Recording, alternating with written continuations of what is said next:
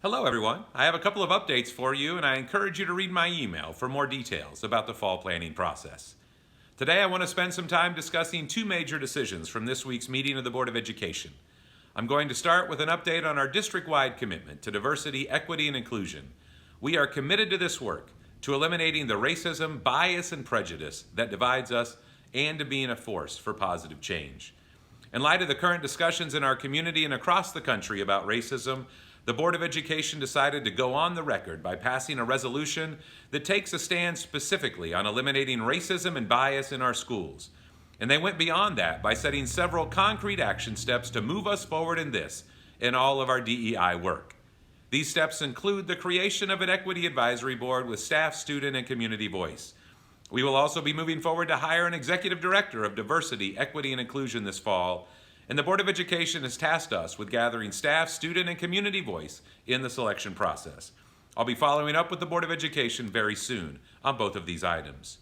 During the board meeting, we also discussed two petitions regarding our school resource officer program.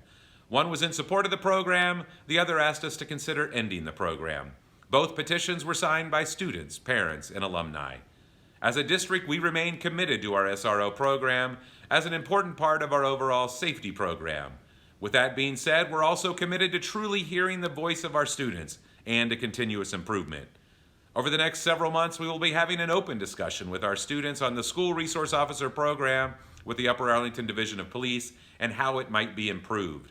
This is a time for the district and the Division of Police to listen, to learn, and to grow. I'd like to thank the Board of Education and our entire staff for their commitment to diversity, equity, and inclusion in our schools. I want to specifically thank the Upper Arlington Education Association and our Classified Employees Association, OPSE, for providing amazing leadership and support for this work. It is truly a total team effort.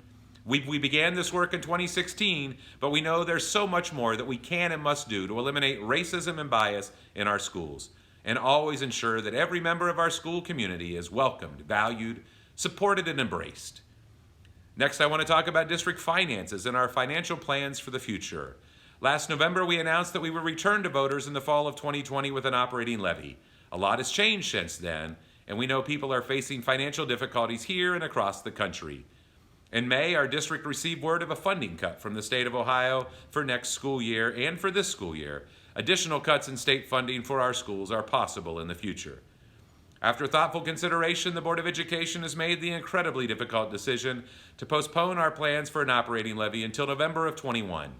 However, the delay of this levy means we will have to make some difficult and necessary steps to be responsible stewards of our community's investment in our schools. You will be hearing more about this in a letter from the Board of Education that will be arriving in your mailboxes later this month. Please to continue to look for updates from me this summer. Take care of yourselves and your families.